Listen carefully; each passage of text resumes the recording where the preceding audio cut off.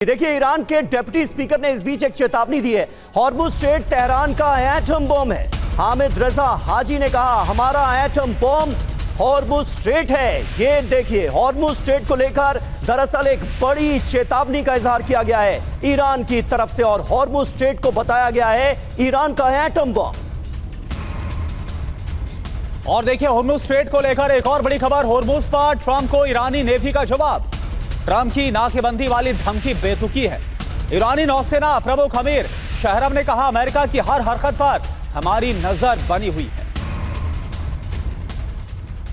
तो Hormuz strait पर America और ईरान के बीच देखिए टकराव कितना बढ़ता नजर आ रहा है। हॉर्मुज स्ट्रेट को लेकर ईरानी सेना और IRGC ने भी चेतावनी दी है। हॉर्मुज आने वाले सैन्य जहाजों से सख्ती से निपटा जाएगा।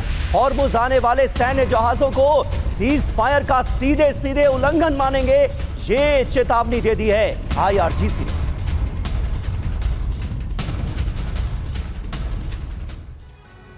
तो हॉर्मुज ईरान का एटम बम, जिस तरह के बयान ईरान से निकलकर सामने आ रहे हैं, क्या कर रहा है ईरान, ये आप समझिए। ड्रोन के जरिए हॉर्मुज स्ट्रेट की लगातार जो निगरानी है वो की जा रही है।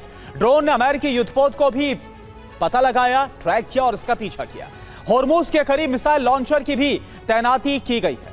जी हां, अमेरिका को जवाब दिया जा रहा है। हॉर्मुज स्ट्रेट पर अमेरिका के 2 युद्धपोतों को रोका गया। USS माइकल मर्फी और USS फ्रैंक E पीटरसन को रोका गया। ईरान ने युद्धपोत के पास अटैक करने वाली स्पीड बोट्स भेजी। बाद में अमेरिका के दोनों युद्धपोत अरब सागर में लौट गए। अब देखिए, इस बीच एक और बड़ी खबर। अमेरिकी वॉरशिप ने हॉर्मुज पार करने की कोशिश की है। IRGC ने हॉर्मुज से दूरी बनाए रखने की इसके बाद चेतावनी दी।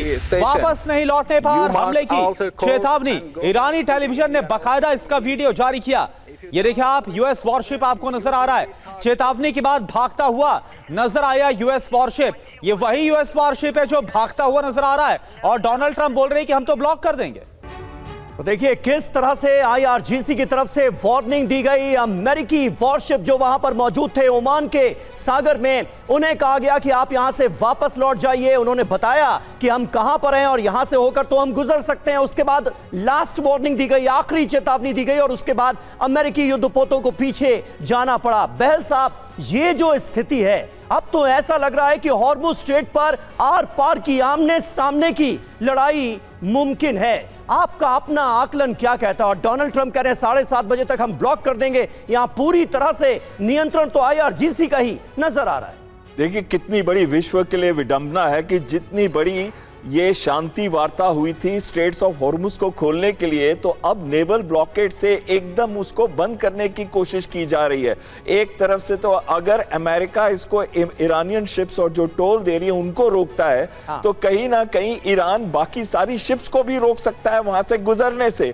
और अगर वो रोकता है वहां से गुजरने से, तो 20% तेल तो ये वैसे ही चला गया। और साथ में उन्होंने ये भी धमकी दी है कि हूतीज की मदद से वो बाब अल मंडेब को भी कर देंगे, तो 10% और चला गया। 30%, यानी कि 1/3 तेल और दूसरे एक्सपोर्ट्स बंद हो जाएंगे इस एरिया से पूरे विश्व के लिए। तो कहीं ना कहीं तेल की कीमतों में आग लग जाएगी। लेकिन आप स्ट्रेटजी और उसके साथ टैक्टिक्स देखिए, दोनों तरफ से मनोवैज्ञानिक दबाव बनाया जा रहा है। दूसरी चीज यह है कि जो ड्रोन बोट्स या फिर जो नॉर्मल फास्ट अटैक क्राफ्ट है, उनको आगे लेके आया जा रहा है ताकि ये दूसरे को उत्साहित करें कि पहले आप इसको शूट डाउन करो। अगर दूसरा उसको शूट डाउन करता है तो वो वाली साइड पे दूसरे पे हमला करके ये कहेगी ये अमेरिका ने या फिर ईरान ने ये हमले शुरू किए हैं, इसलिए हम रिटेलिएट कर रहे हैं। लेकिन प्रॉब्लम क्या है कि दोनों अभी उस लेवल तक नहीं जाना चाहते जहां पे एक प्रॉपर युद्ध शुरू हो जाए। ये 2 देश सिर्फ